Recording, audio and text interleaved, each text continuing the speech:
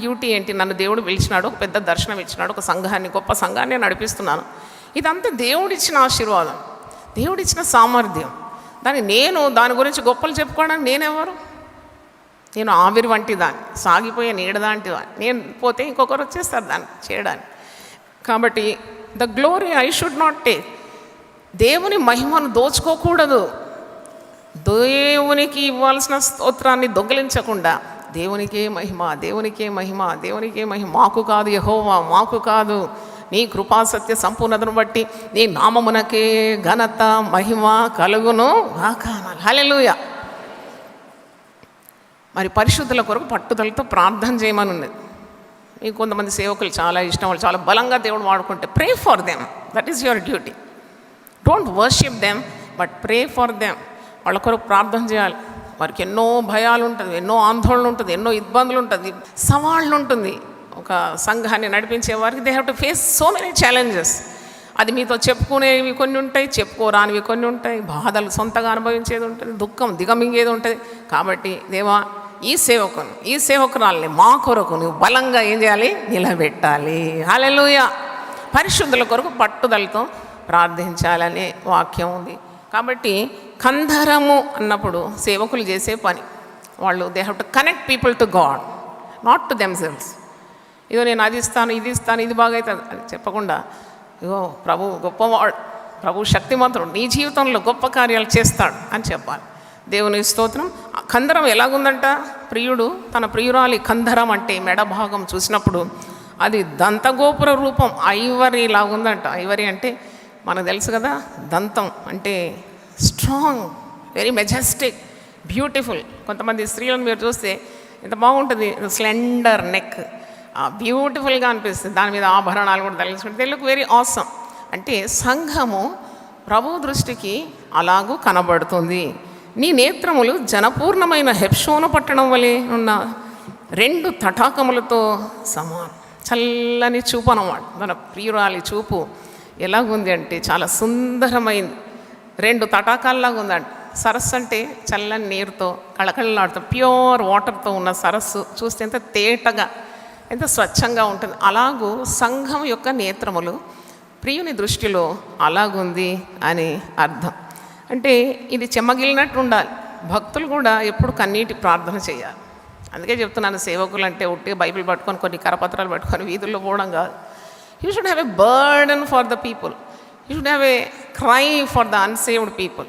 ఇప్పుడు ఇంతమంది హింసింపబడుతున్నారంటే నువ్వు మాత్రం 3 పూటలు తిని చక్కగా బేవరింపులతో బాగా నిద్రపోతే తెలివి ఉన్నట్ట? కానే కాదు.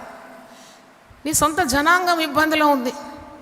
They are put to persecution. How can we eat 3 times very healthy food and then sleep like a hog?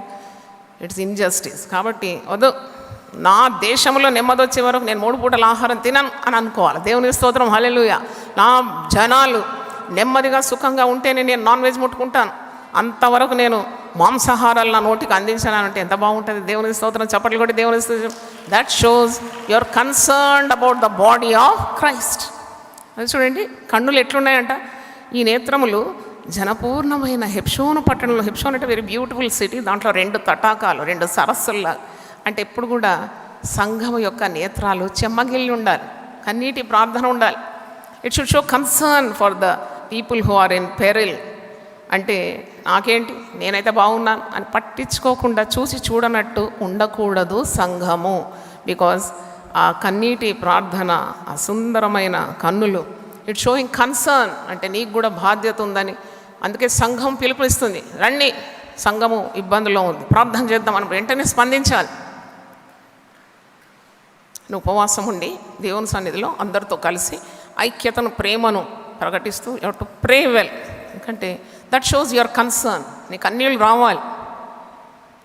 కొందరు మా కన్నీళ్ళే రావమ్మా అంటే అది ఒక దురదృష్టకరం. కన్నీళ్ళు రావాలి. That shows the love of Jesus in your heart. మరి బాధ చెప్తుంటే కన్నీళ్ళు రాకుంటే ఎట్లా? చెమ్మగిలిపోవాలి. కష్టాలు ఎవరిదైనా వింటున్నావు వెంటనే నీ ప్రార్థన అప్పుడు శక్తివంతంగా ఉంటుంది. దేవుని స్తోత్రం. హల్లెలూయా. నేత్రాలు అలాగుంది, చల్లని చూపులు, చెమ్మగిలిన చూపులు, సంఘం యొక్క చూపులని అర్థం. నీ నాసిక దమస్కు దిక్కునకు చూచు లెబానోను శిఖరముతో సమానం. ముక్కు గురించి కూడా ఇక్కడ వివరణ. ప్రియురాలి ముక్కు అంట, కోట ముక్కు. అంతా బాగుండి ముక్కు లేకుంటే ఎట్టుంటుంది కదా. ముక్కే అసలు ఒక ముఖానికి ఏమిస్తుంది? సౌందర్యాన్ని ఇస్తుంది. హల్లెలూయా. ఏంటి ముక్కు గురించి ఎందుకు ఇప్పుడు ప్రియురాలు ముక్కు అంటే ముక్కు దేనికి పనికొస్తుంది? వాసన చూడడానికి పనికొస్తుంది. అంటే సువాసన ఏది, దుర్వాసన ఏది, వెంటనే గుర్తుపడతారు. మీ ఇంట్లో ఎక్కడో ఎలక చచ్చిపోయి ఉంటే మంచి సువాసన వస్తుంది అంటారా మీరు? చిచి దుర్వాసన వస్తుంది కమాన్ ఎప్పుడు క్లీన్ చేయాలి, ఎందుకంటే జబ్బులు వచ్చేస్తాయి. అలాగూ సంఘానికి ముక్కు పనిచేయాలంట. దేవుని స్తోత్రం, హల్లెలూయా. అబద్ధ బోధకులను, దుర్బోధకులను పసిగట్టాలి. దుర్వాసన వచ్చేస్తుంది. The teaching is very bad. Become alert and then shunt out such wrong teaching in the name of Jesus. Hallelujah. అవును, మరి ప్రియురాలి ముక్కు గురించి ఎంత మంచిగా వివరణ చూడండి. పరమగీతాలు 7వ అధ్యాయము 4వ వచనం ఆఖరి వరుస. నీ నాసిక దమస్కు దిక్కునకు చూచు లెబానోను శిఖరముతో సమానం. పైకి చూస్తుంది అన్నమాట, కోట ముక్కుతో. పైకి చూడడం అంటే దేవుని తట్టు సహాయం కొరకు అర్థించడం. ముక్కు వాసన, సువాసన గుర్తుపట్టడానికని మర్చిపోకూడదు. అంటే ఏది నీచములు, ఏది ఘనములు సంఘం ఎప్పుడు గుర్తుపడుతూ ఉండాలి. దేవుని స్తోత్రం, హల్లెలూయా. పరిశుద్ధ గ్రంథంలో ఇర్మియాతో దేవుడు సెలవిస్తాడు, నువ్వేవి నీచములో ఏవి ఘనములో గుర్తుపడితే నేను ఇత్తడి ప్రాకారముగా సిద్ధపాటు చేస్తాను. ఆ మాట ఒకసారి చదువుతాను. ఇర్మియా గ్రంథం 15వ అధ్యాయము 19వ వచనం. అంటే the church always should identify what is good, what is bad. సంఘానికి ఏది మేలుకరం, విశ్వాసులకు ఏది హానికరం, ఏది వాసన, ఏది దుర్వాసన. మరి తప్పకుండా సంఘపు నాయకులు, విశ్వాసులు కూడా చాలా చురుగ్గా ఉండాలి. అబద్ధ బోధకులు వచ్చేస్తారు, దుర్వ్యాపారం చేస్తారు. వారు అమాయక విశ్వాసులను మరి దాడి చేస్తారు, వారి మీద వారి డబ్బంతా దోచుకుంటారు. సంఘము ఎప్పుడు మెలకువగా ఉండాలి. బెరయ సంఘస్థులంట భక్తులు బోధించింది, పౌలు శీలలు బోధించింది అలా ఉన్నదో లేదో అని అనుదినము వారు లేఖనాలను ఏం చేసినారట? పరీక్షించినారు. అదన్నమాట ముక్కు. వాసన, దుర్వాసన గుర్తుపడుతుంది. ఇక్కడ ఇర్మియా 15:19. కాబట్టి యెహోవా ఇలాగ సెలవిచ్చాను, నీవు నా తట్టు తిరిగిన ఎడల నీవు నా సన్నిధిని నిలిచినట్లు నేను నిన్ను తిరిగి రప్పింతును. ఏవి నీచములో ఏవి ఘనములో నీవు గుర్తుపట్టిన ఎడల నీవు నా నోటి వలె ఉండు. హల్లెలూయా. కొన్ని సంవత్సరాల ముందు దేవుడు నాకు ఈ మాట ఇచ్చినాడు. I will make you my mouthpiece. నీ నోరు నా నోరుగా మార్చేస్తాను. అరే ఏం చేయాలి ప్రభా? దాన్ని నువ్వు గుర్తుపట్టాలి.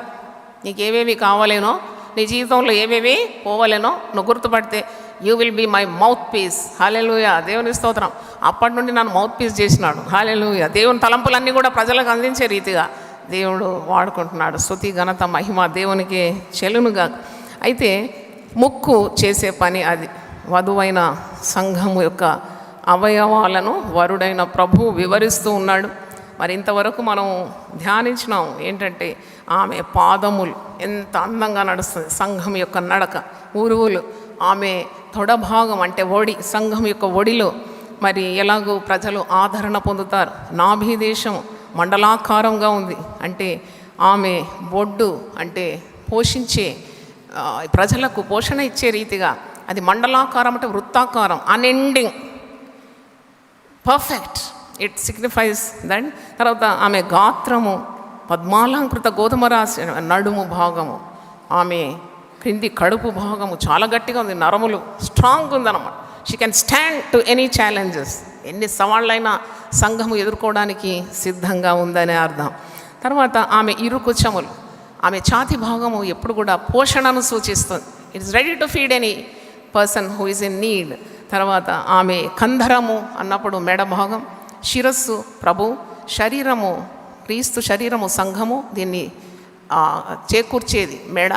ఆ మెడ మరి ఆ సంఘపు బాధ్యతలు నిర్వహించే పెద్దలు లేక కాపర్లు లేక సువార్థికులకు సూచనగా ఉంది.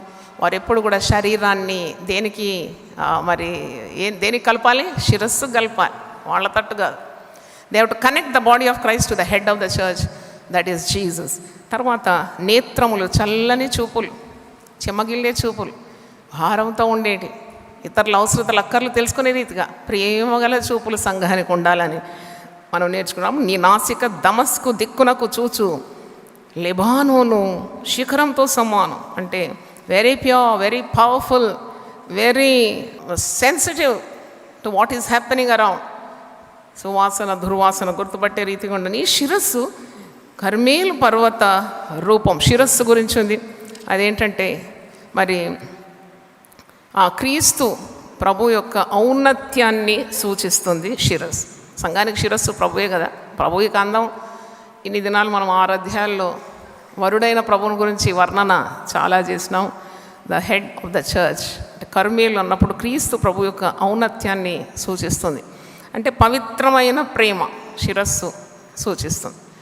ఎంత ప్రేమ ప్రభువుది అంటే సిలువలో చాపిన 2 హస్తాలు సూచిస్తుంది. ఇంతగా నిన్ను ప్రేమించినాను. ఎందుకు ఇంతగా ప్రేమించినావు ప్రభువా అంటే నువ్వంటే నాకు అంత ఇష్టం, నా ప్రాణంతో సమానం, నా రక్తం ఇచ్చి నిన్ను నేను కొనుక్కున్నాను, ఇంత ఖరీదు నీకుందని. మరి దాని అర్థము నీ తల వెంట్రుకలు ధూమ్రవర్ణం గలవి, రాజు వాటి ఉంగరముల చేత బద్ధుడగుచున్నాడు. ఇవి ఆకారం, సంఘం యొక్క ఆకారం చూసినప్పుడు ప్రేమికుడు వరుడు ప్రభు ముగ్ధుడైపోతున్నాడు. ముగ్ధుడైపోతున్నాడు. ఎందుకంటే ఈ అందం, సంఘంకు ఇంత అందమా? మరి తల వెంట్రుకలు ధూమ్రవర్ణం అంటే ధూమం అంటే స్మోక్, అన్ని కలర్స్తో మిళితమై కొద్దిగా స్మోక్ కలర్, కొద్దిగా ఎరుపు రంగులు, కొద్దిగా నలుపు రంగులు. అంటే it is giving such a beautiful appearance. ఒక సంఘం అన్నప్పుడు ఒక తెగకు సంబంధించింది కాదు కదా. సంఘము అన్నప్పుడు నానా తెగలకు చెందిన వారు వస్తారు. ప్రతి వంశం, ప్రతి జాతి, ప్రతి కులం, నానా భాషలు మాట్లాడేవారంట. సంఘం అంటే మరి ప్రకటన గ్రంథం 5వ అధ్యాయంలో మీరు చూస్తారు. ఒక్కసారి ఆ మాట మీకు గుర్తు చేయాలి. సంఘం అంటే ఒకే తెగకు చెందింది కాదు. యేసు క్రీస్తు తన రక్తాన్ని సర్వలోక పాప పరిహారార్థం ఆయన చిందించినాడు.